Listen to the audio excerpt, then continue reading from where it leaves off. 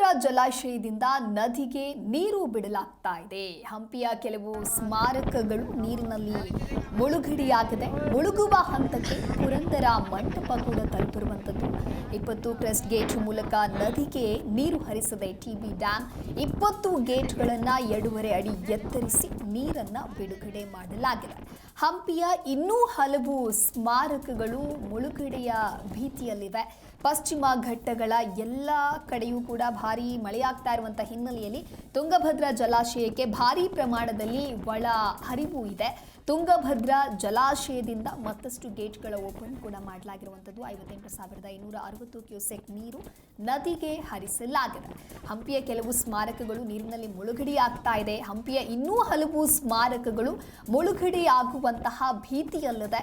ಪಶ್ಚಿಮ ಘಟ್ಟಗಳ ಬಳಿ ಭಾರೀ ಮಳೆಯಾಗ್ತಾ ಇರೋದ್ರಿಂದಾಗಿ ಈ ರೀತಿಯ ಸಮಸ್ಯೆಗಳು ಕೂಡ ಹೆಚ್ಚಾಗ್ತಾ ಇದೆ. ಹಾಗಾಗಿ ತುಂಗಭದ್ರಾ ಜಲಾಶಯದಿಂದ ನದಿಗೆ ನೀರು ಬಿಡುಗಡೆಯನ್ನ ಮಾಡಲಾಗಿದೆ.